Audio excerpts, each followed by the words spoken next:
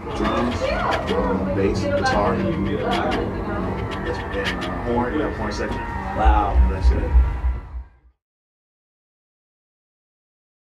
We have rear cymbals. We have long drum. So we have three snare drums. I think it's 16 inputs of drums. How many? More than 16 inputs. Yeah. It is 16 inputs. 16? With the SPDS, it's 16 inputs. That's a big. No. It's 18. It's 18 inputs. 'Cause we It's had not the rear 16, overhead. right. It's not the 16 originally. 18. So there's three snares up there. We've got Heil, PR30, and Right. PR22 on snare top and bottom. We got the PR30Bs on the bottom of the third snare. We got the PR30 on the number 4 floor tom. We have a Telefunken M82 on the kick and a Shure 91 Beta, Right. the new version, The new not version? the old version. Okay. Inside the kick. And it lives there? Yeah, we have 414s on all the overheads, and AKG 414s on all the overheads, which that includes the rear cymbal, so there's 2 in the back and then 2 in the front. And you can change the patterns on the 414s, Right, which makes you it real can. nice. We flip the phase in the rear because they're Okay. behind the cymbals. Okay. And they're still panned, and it's kind of like an XY pattern. So the front and the rear and the left is in the same plane. Okay. And the stage right side and the stage left rear are in the same plane. So it makes it kind of become a 360. that sounds with the kick. interesting. So and the phase is flipped, polarity's flipped on the rear cymbals. Again, because they're behind the cymbals and not over the top of the cymbals.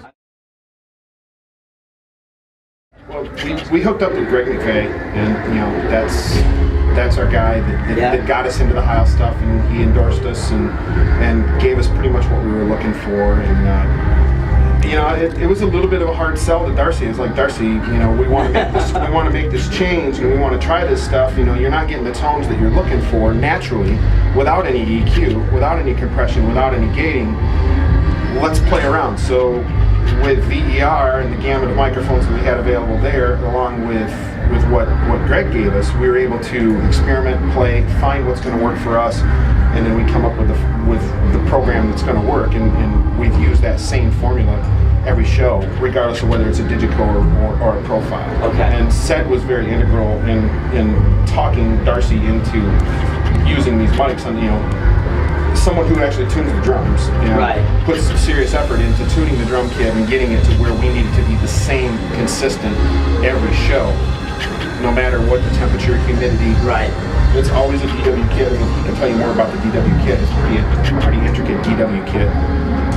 But it was very integral of him talking Darcy into it. I mean, Well, I talked Darcy into the Digico, and Sed was like, "Hey, we need to try these mics." So we strayed away from the Sennheiser and the Shure stuff that was available for clip-on tom mics and stuff. It wasn't working for hip hop and what we were trying to do. Right. And not that it's a bad product. No, right. It was a different thing. And with the Heil PR28, I mean, on those toms, it just Kind of opens explodes it up. and it opens it Yeah. up. I mean, it naturally, without anything on the channel, it just sounds good right out of the gate. It doesn't require any finesse or any effort. I actually noticed that I saw some pictures of the Garth Brooks drum kit, and they were using Heil PR28s on the toms there as well. And I was like, wow, somebody's actually experimenting and saying this is actually a good microphone, because it's a lower price point microphone. Right. It's not that expensive. It's not a $400 or $500 Yeah, no, it's not. I think it's a $200 mic. It's not like a DPA, that's $900.